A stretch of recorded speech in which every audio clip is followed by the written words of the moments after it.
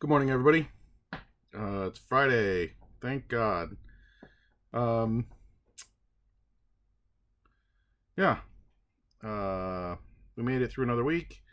Today, we are going to be working on galvanic cells, also known as voltaic cells, which is what I have for you here. All right, so we'll be talking about this cell more as we go through today. So we'll be dealing with this. Couple things before we get started. I did have some more conversations with SU about the final exam. I should have it hopefully next week. Still not sure what it's going to look like. There's been some talk that there's going to be part 2 questions on this exam. As soon as I see it and I know more, I will let you know. Still a lot of unknowns about that, but we'll see how it goes. Other than that, I don't really have much of anything else.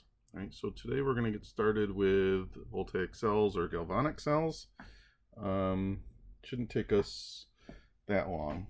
All right, so let me move you up to my normal spot. Get busy. Oh, there's my coffee cup. Let's make sure everyone can see here. It's a little bigger. It's probably too big. There we go. All right.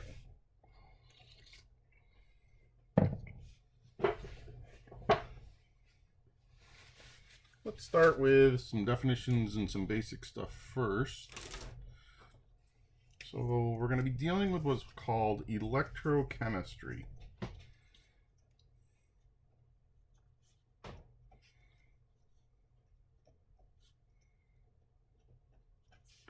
And most of this that we're going to cover was actually covered in honors chemistry. So a lot of this stuff, or most of this stuff, is really not new. Right, so electrochemistry is the study of the relationships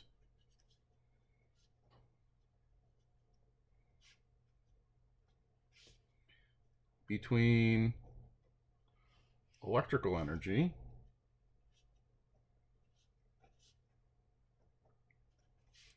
and chemical energy.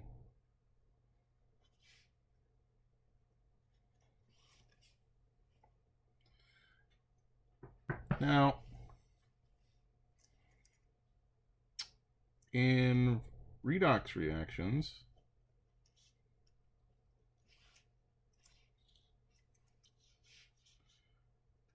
we can create a flow of electrons. And as soon as we have a flow of electrons, we have electricity. So for example, okay, we used this example, Mg, I think it was Mg and oxygen. And we said electrons went from the magnesium to the oxygen. Right, so these are electrons. Well, what if we separated these by distance and we connected them by a wire? Right, would electrons still flow from the magnesium to the oxygen? And the answer is, in certain conditions, it will. And as soon as we have that flow of electrons, we're producing an electric current. So we're taking a chemical reaction and converting it into, or we're taking chemical energy, I should say, and converting it into electrical energy. So this is the kind of stuff that we're talking about. Now, there are two types of cells, two types of electrochemical cells that we will discuss.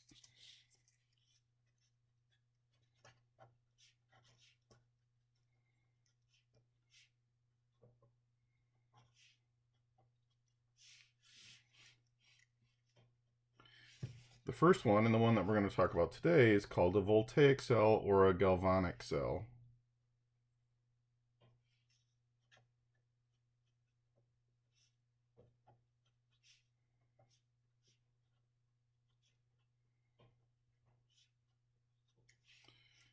And these are our batteries.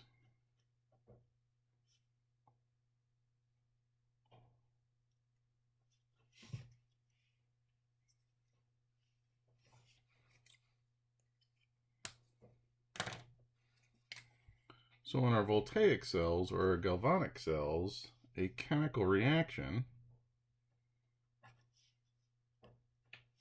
produces electrical energy.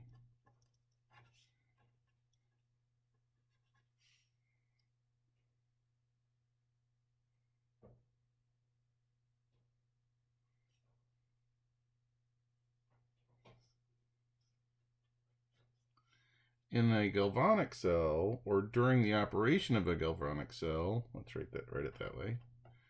During the operation of a galvanic cell, work is done by the system to the surroundings. And we're going to talk all about these voltaic cells today. That's our plan. Now, before we get into that, though, I do want to define our other type of cell that we'll be dealing with later in the unit, and these are called electrolytic cells. So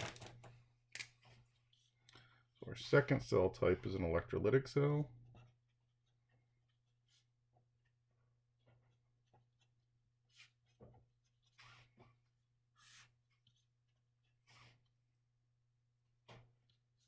In an electrolytic cell, electrical energy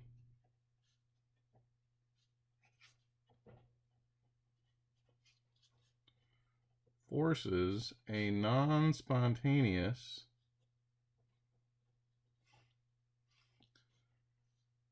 chemical reaction to occur.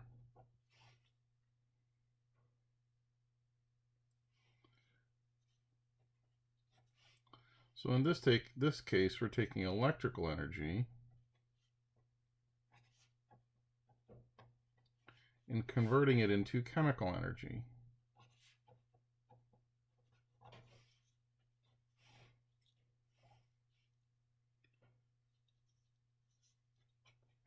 In this cell, work is done by the surroundings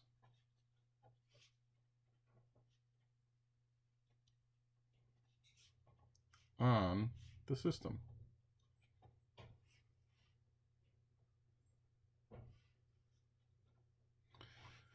Examples of this: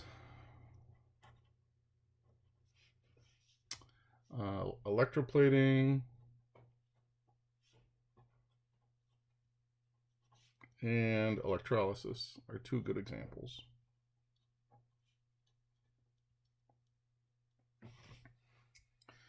And we'll spend time later on in the unit talking about electrolytic cells also.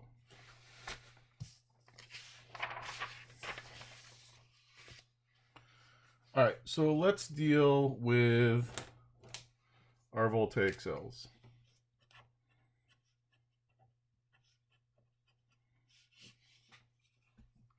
Right, so there are a few things that I want to quickly talk about, and then I'll show you over on our cell over here.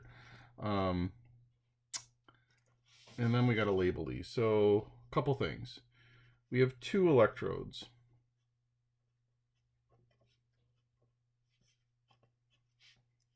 There are two electrodes. Now remember,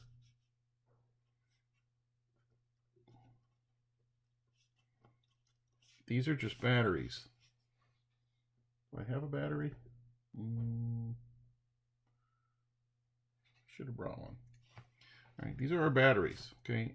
in our two electrodes, these are our positive and negative ends.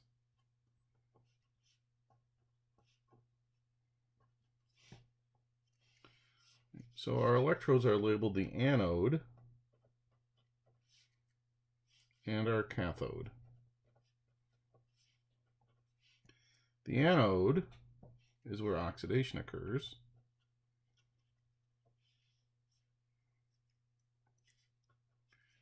And it is the negative end. The cathode is where reduction occurs. Okay, which is our positive end. All right, now in your high school chemistry class, we had a mnemonic, I think, that most of us use. All right, so we said that the red cat gets fat. Okay, so red cat stands for reduction is the cathode. Okay, and then we had anox. I don't know if you use this one, or the angry ox. Angry ox. Right, so the anode is oxidation. So we have a red cat and our angry ox, and that was just mnemonics to help us remember that at the cathode we have reduction occurring, and at the anode we have oxidation occurring. Okay, now remember, oxidation is the loss of electrons. So at the anode we're losing electrons. At the cathode we are gaining electrons. Right, so we're going to have to decide which one is our anode and cathode. Then there's the thing called the salt bridge. And the salt bridge connects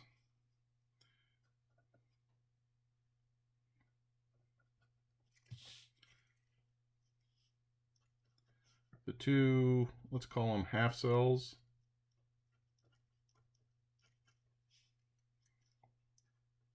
And provides a path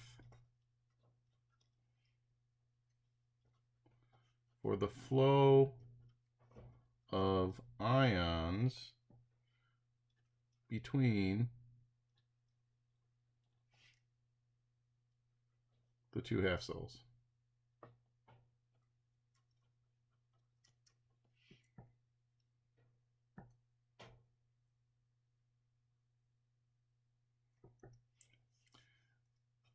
It's helping us redistribute charge.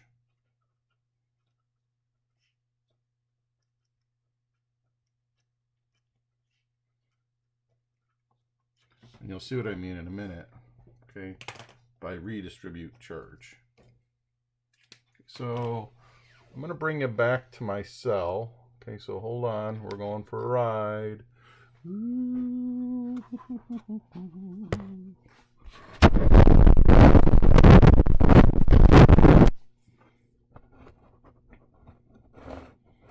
Okay, so this is an example of a battery.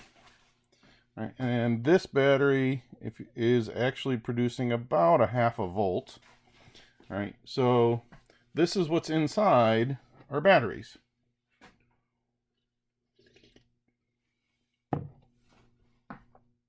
So in our batteries we have two different metals. All right, so this one's copper and this one's zinc. Okay, this is a half cell and this is a half cell. Right, obviously we have solutions in there and there are ions in those solutions. The wire goes from the metal, comes through here, it goes through the voltmeter, and then it connects to the other metal. So the wires are two connected. This thing right here is the salt bridge, and there's a solution in there with ions.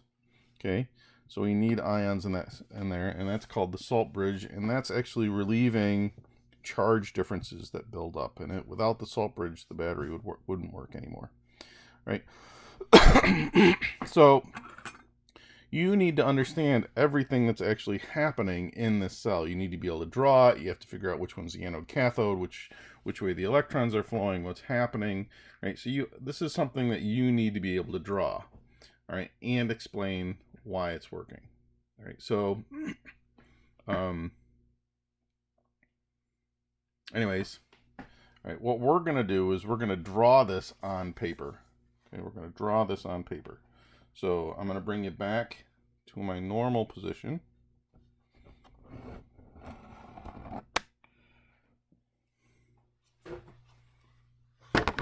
Ooh.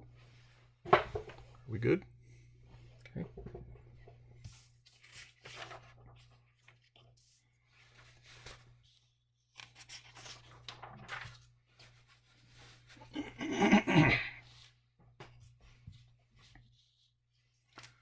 All right, so when we're going to draw a voltaic cell, we can basically draw, excuse me, kind of draw the same thing each time. So you need 2 beakers.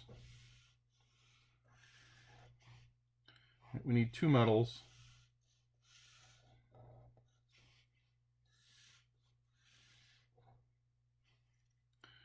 We need the salt bridge.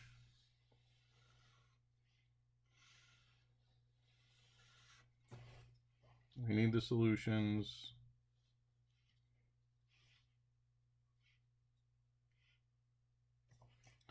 All right, we connect the wires here, and I'm putting a voltmeter in here.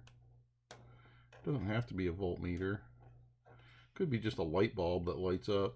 All right, it's just to show us that electricity is flowing. Okay, so this is my salt bridge. And it really does not matter what ions are in this salt bridge. All right, you don't want something that's going to react with your metals, really. All right, but generally, it really doesn't matter what's in your salt bridge. All right, so my salt bridge has NaCl in it. No, I lied. It has NaNO3 in it. All right, so I dissolved NaNO3 into a solution. So in this salt bridge, I have Na pluses and NO3 minuses. Okay, so I have these ions in my salt bridge. All right, now, this side was copper, and this side was zinc. So I have a copper strip and I have a zinc strip. And here I put, what did I put in here? Copper sulfate. Okay, so I put copper sulfate, a dissolved copper sulfate in here. So we have Cu plus 2s and SO4 minus 2s in here.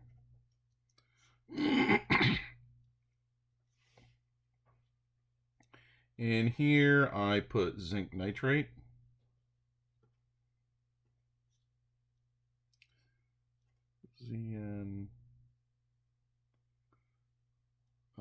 ZnNO3 2. So I end up with zinc plus 2s.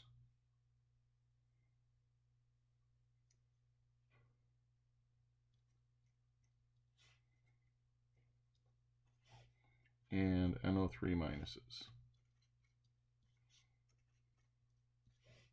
All right, so now let's talk about these solutions that I put in here. All right, it really doesn't matter what the solution is. Okay, we want, except that you want, if we have a copper metal here, we want a copper solution of some sort here. If we have zinc over here, we want a zinc solution over here. So if this had been iron, we would want an iron solution. If it had been silver, we would want a silver solution. All right, so you just want to make them match. And then it doesn't matter what ions are in the solution. Okay, now,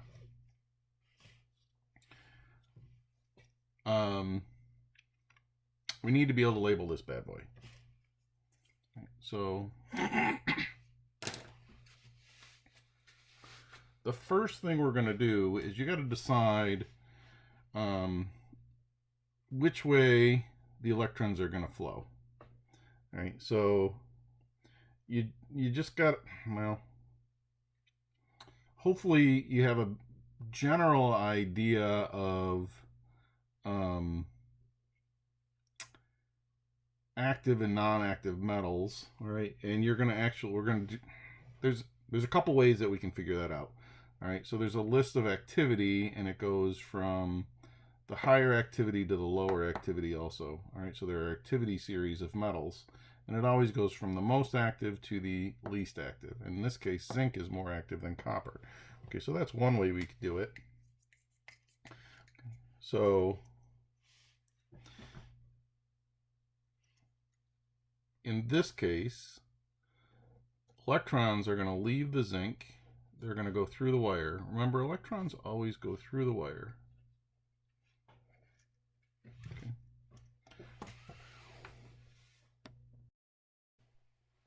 Electrons are going to go flow from zinc to copper. Now, I guess I better show you this. Okay, so this is an example of an activity series, and here are our metals. Most active to least active.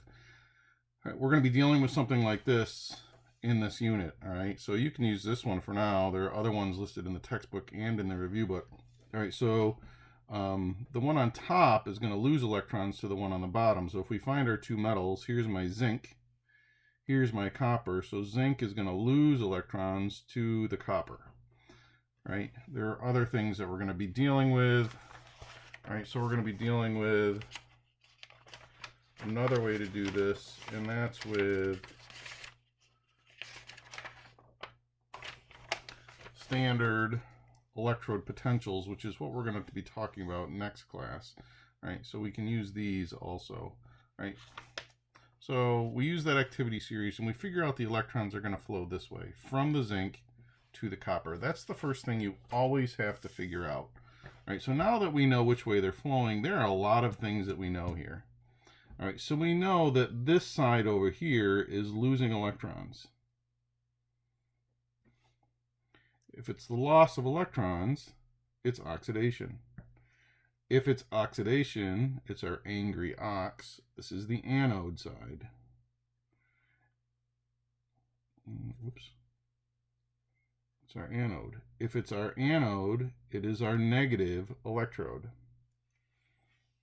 Over here, we know that this side, something is gaining electrons. And when it's gaining electrons, it's going through oxidation. No, it's going through reduction. If it's going through reduction, it's our cathode. And if it's the cathode, it is positive. Now, we need to know what's happening chemically in these different things. So what we're going to do is we're going to bring these electrodes down here, and we're going to blow them up real big. All right, so over here, okay, these are the copper atoms of the metal. So this is my Cu solid. Here's my wire coming in. And then around this, in our solution, we have Cu plus 2s.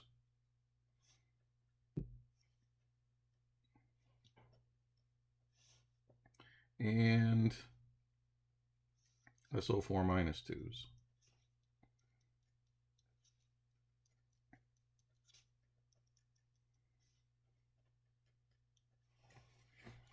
That's on this side of it.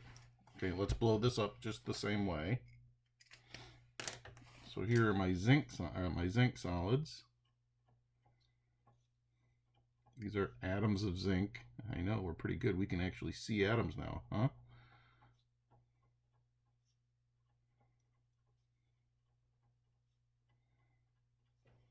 Here's my wire. And in here we have zinc plus 2s.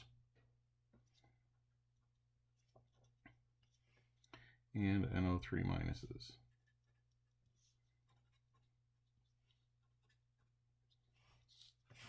All right. So let's start with this side. So we know electrons are coming out of the zinc solid and moving through the wire this way. Where are those electrons coming from? Something is losing electrons. Well, one of the zincs, maybe this one, it goes through oxidation. It loses electrons. So this atom loses electrons. Those electrons go up through the wire, and then this pops off and becomes a Zn plus 2 ion. Then another one of the zinc zeros, why is it zinc zero? Because it's element, goes up through the wire, it pops off into solution, becomes Zn0 or Zn plus 2. And then another one goes through oxidation, loses an electron. The atom pops off, becomes an ion in solution, and becomes a zinc plus 2. And then another one loses 2 electrons up through the wire, it pops off, becomes zinc plus 2. And then another one loses electrons, goes up through the wire, pops off, and becomes zinc plus 2. Okay. So the mass of this zinc, okay, is being converted from Zn zeros to Zn plus 2. And if we were to write this half reaction, it's producing 2 electrons, right? This is our oxidation. Now, what's happening on the other side? On the other side, the electrons are coming in. And this Cu solid, it really doesn't want them. Okay? It's really not what's gaining the electrons. So these electrons come in, and it charges this metal piece. It gets a negative charge. Okay? It attracts these positive copper ions. So this copper ion comes over here, it touches this piece of metal, and as soon as it touches, it gains 2 electrons and becomes a Cu0. And then another one comes over here, touches, gains 2 electrons, and becomes Cu0. And another one comes over here, touches, gains 2 electrons, becomes Cu0. Then another one comes over here, touches, gains electrons, and becomes Cu0. Then another one comes over here, touches, becomes Cu0. So on this side, we have Cu plus 2, gaining 2 electrons, becoming Cu0. Solid. Right? So on this side, this mass is increasing. Okay? This mass is increasing. Now, let's go ahead and bring this up here. Okay? So on this side, the electrons go up through here. Where are they coming from? Well, one of the Zn zeros goes through oxidation, it pops off and becomes a Zn plus 2. Okay?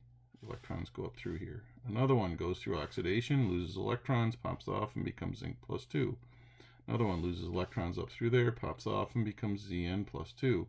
Another one goes through oxidation, pops off, and becomes Zn plus 2. Another one goes through oxidation, pops off, and becomes Zn plus 2. Okay, now, notice what's happening to our solution. We're getting more and more and more and more and more zinc plus 2s. We've got all these zinc plus 2s. So this solution over here is becoming more and more and more and more and more positive. All right? And the more zinc plus 2s we get in here, okay, the more positive it becomes, and the more these positives start to repel each other in the solution. And what happens is the positive ions start to migrate. The Zn plus 2s start to move this way. Right? They start to move into the salt bridge. All right? It doesn't like having all this positive charge here. It doesn't like that positive charge. Now remember, okay, so our zinc plus 2s start to move up the salt bridge. Well, remember, we have Na pluses in here, which is a positive charge. Okay, the zinc plus 2s repel the Na positives, and my positive ions start to migrate to the left. So in the salt bridge, my positive ions go, in this case, go from right to left. They move this way. So that Na is going to move that way. All right, let's see what happens over here. So in come my electrons, and this bar gets a negative charge. It attracts the copper, it comes over here, it touches, becomes a Cu0. Another one comes over here, touches, becomes a Cu0. Another one touches and becomes a Cu0. Another one touches and becomes a Cu0. Now in this case, we're taking the positive ions out. What's left? All these negative charges. So now this solution is becoming more and more and more and more negative. And at that point, the negative ions start to move up the salt bridge. So the SO4s start to move in this direction. Well, what does that do to the NO3s? Well, it repels them, and the NO3s start to move in that direction. So in this cell, my negative ions are moving left to right. All right. Let's see, what else we got to talk about here?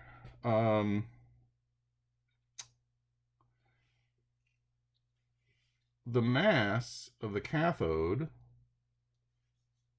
is increasing.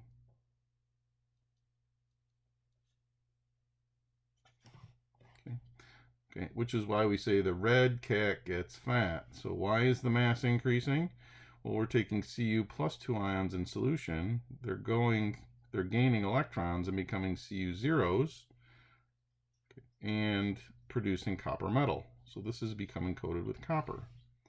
Over here on the anode side, the mass is decreasing. Okay, the mass is decreasing. Why is the ox angry? Well, because he's anorexic. He's losing weight. This is getting smaller and smaller and smaller. Now, let me show you.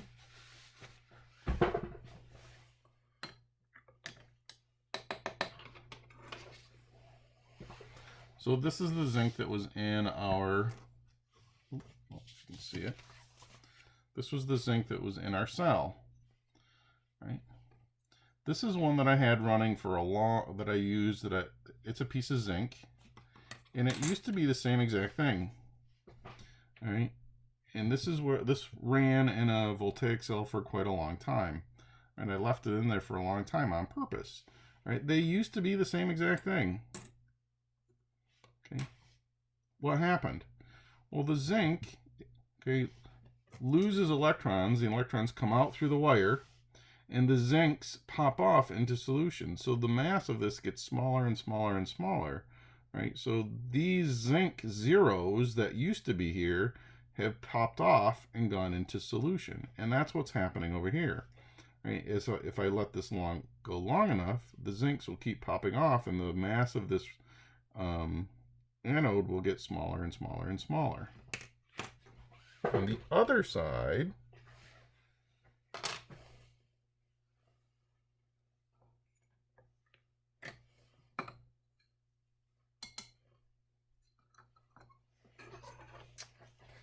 this one's harder to see, right? But on this side, we're gaining copper, right? So if you look in the corners and you look in different spots, okay, this used to be square right here.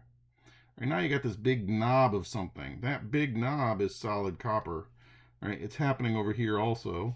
There's chunks of it on this corner over here, and you can see the different chunks over here. So this mass is increasing. We're producing more and more copper, and what's happening here is the electrons come into the bar. This bar is charged with a negative charge. It attracts the copper ions that were in solution. The copper touches it. It gains electrons and becomes Cu0 solid. And this builds copper over time.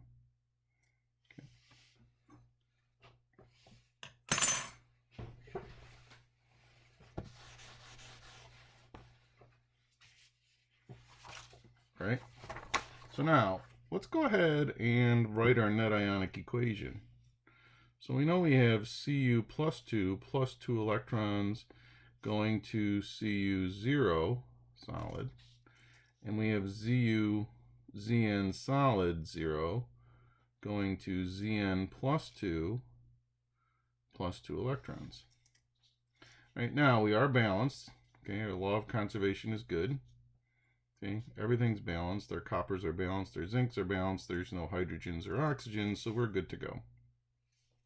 All right, so my my electrons cancel out. So we have Zu plus 2 plus Zn0 solid goes to Cu0 solid plus Zn plus 2. That was a bad place to do that. But there is the net ionic equation of what's happening up here. All right, that's a lot. Yes, you need to know all of it.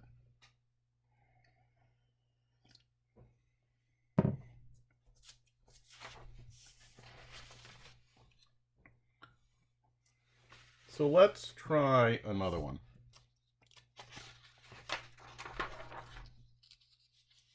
except this time I give you this.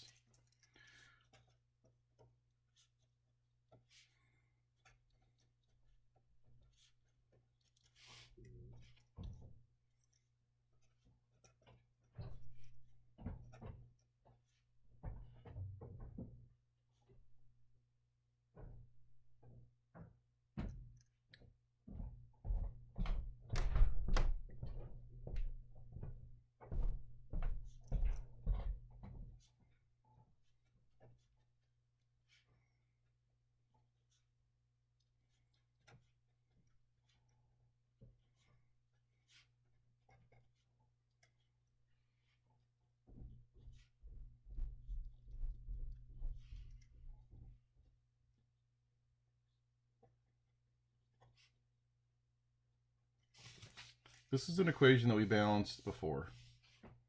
All right, and our half reactions end up being 2I minus aqueous goes to I2 solid plus 2 electrons.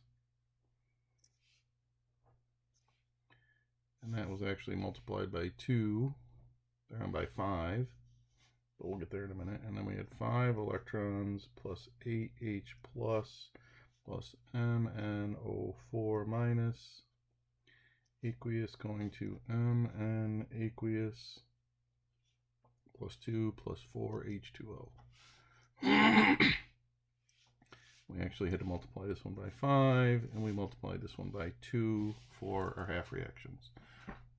Okay, now, the reason I really wanted to show you this is telling us which way our electrons are moving. All right, so these are our two half cells. Okay, this is where we're losing electrons. This one is where we're gaining electrons. So we can use these half reactions to figure out how to label our cells. All right.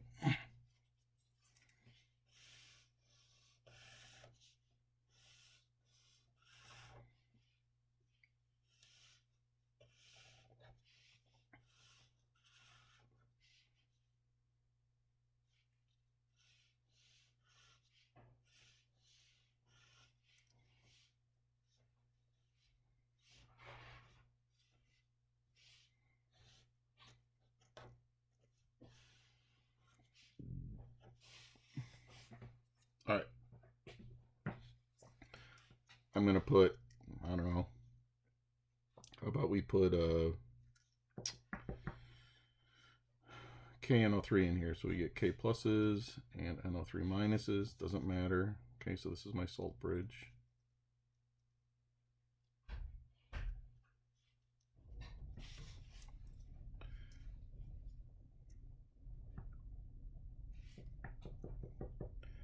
Now, in cases like this where we have all ions, okay, so we have aqueous going to solids and aqueuses and aqueuses, what we'll do in these different cells, instead of using those solid metals, we can actually use graphite. Right? So these are graphite.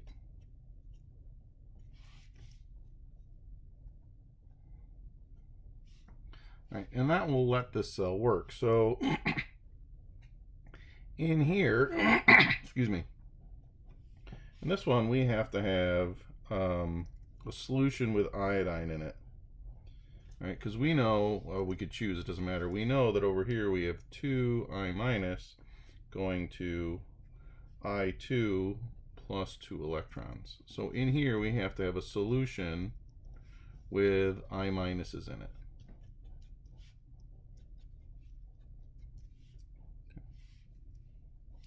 Over here we know this is where the other half reaction is happening. Right, so over here we know that we have 5 electrons plus 8H plus MnO4 minus going to Mn plus 2 plus 4H2O. All right, so what's happening is over here is we have MnO4 minus going to turning into Mn plus 2. And what happens is this is actually happening in solution, but the electrons flow through the graphite, or No, that's not true.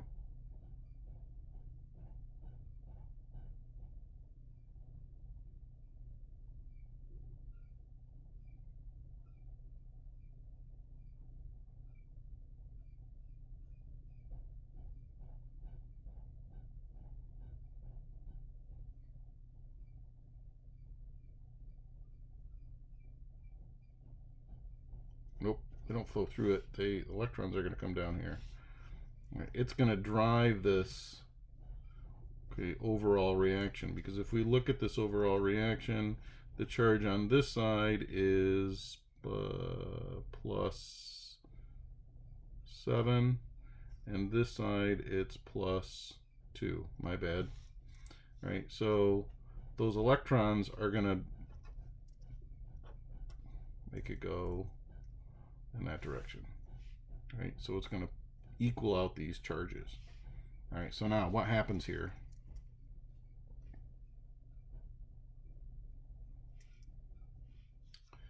Well, two of the I's will come together to form I2, and when that happens, electrons are given to the graphite, and they go up through the graphite rod. They go through the voltmeter and down into here. So these are going to, this reaction that's happening in the solution is going to gain electrons. It's going to gain electrons, right, and go through reduction. So on this side, we have electrons leaving. So this is my oxidation side. Okay, so this is a loss of electrons, which is our anode, and this is negative. Over here, this side, this side is going to gain electrons. It's going to go through reduction, which this means is the cathode, which means this side is positive.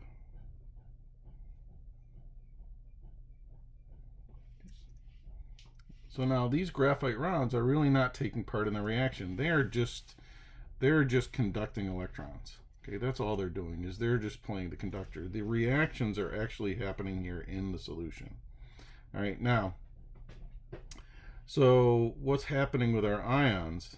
Okay, so this actually ends up becoming more and more and more and more and more and more positive, right? Because it's taking the I negatives out, so my positive ions start to move in this direction. All right, this is actually going to force the negative ions to move in this direction. So my positive, move left to right. My negative are going to move right to left. Okay. Now,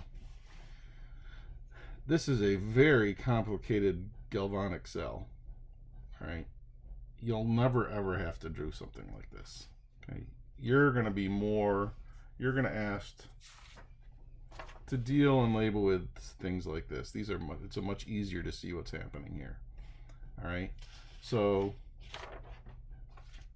you're not going to have to deal with these really complicated cells. Now, last thing I want to quickly talk about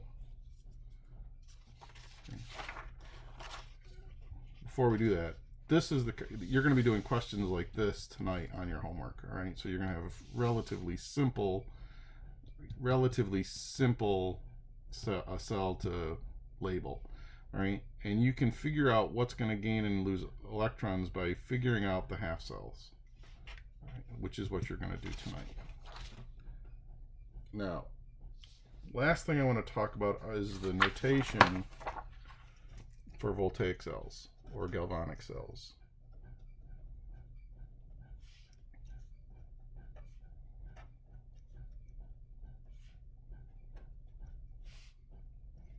All right, these are called cell diagrams.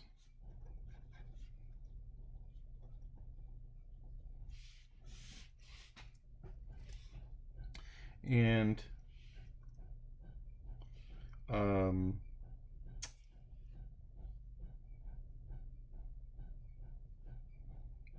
I'm just going to draw the cell diagram for the zinc copper cell, and it looks like this. Zn solid, line, Zn plus 2 aqueous,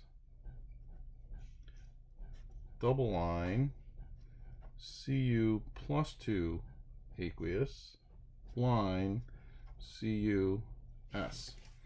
This is the cell diagram for this cell that we just did, okay, with the zinc and copper. Now, a couple things that we got to talk about. What does all this mean? Well, this is my salt bridge. That's what represents my salt bridge. This side is always the oxidation cell. So the first side is the oxidation cell.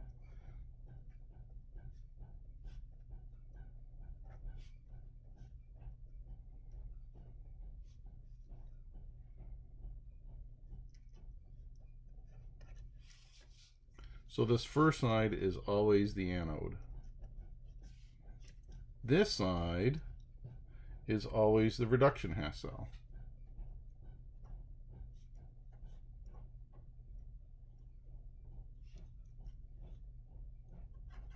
Or the cathode.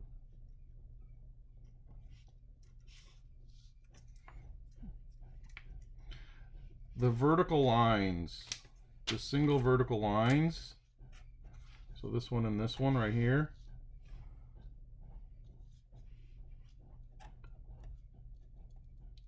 the vertical lines in the half cells are boundaries between different phases.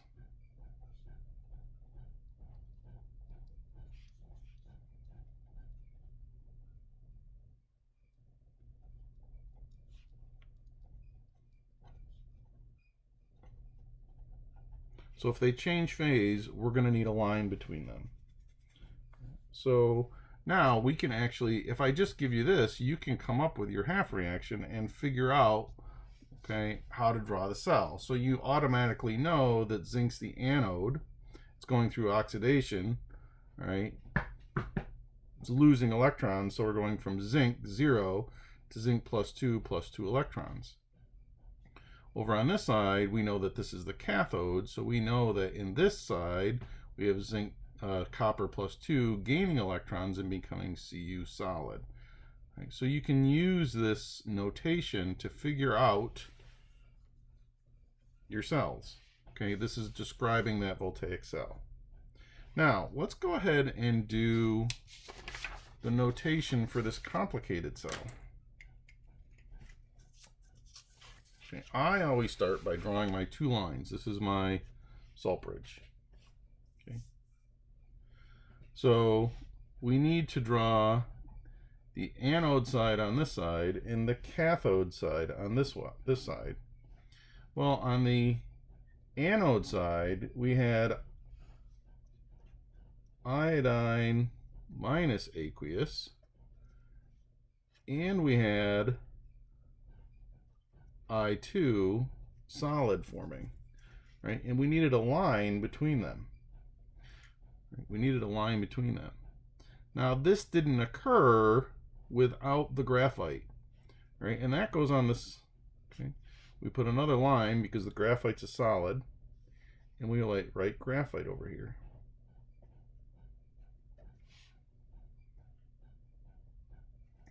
Okay, so this is what's happening on our anode side. And our cathode side, we had H plus aqueous. We had MnO, was it MnO4? I think so. Minus aqueous. And we had Mn plus 2 aqueous. Okay, now, none of these are different phases, so we don't put lines between them, we just put commas. Right, and this is what's happening. These are reactants and things that are happening in the other side, but it's also happening with graphite. So then we put a slash and write graphite. Right, so we don't have any single lines in here. So this would be our voltaic cell notation for the one that we just did. Now, the other thing that you should include if you know concentrations of the solutions, they should be included in parentheses. Okay, so if you knew the concentration of iodine, all right, in parentheses, we would write 2.0 molar, all right, with the I minus.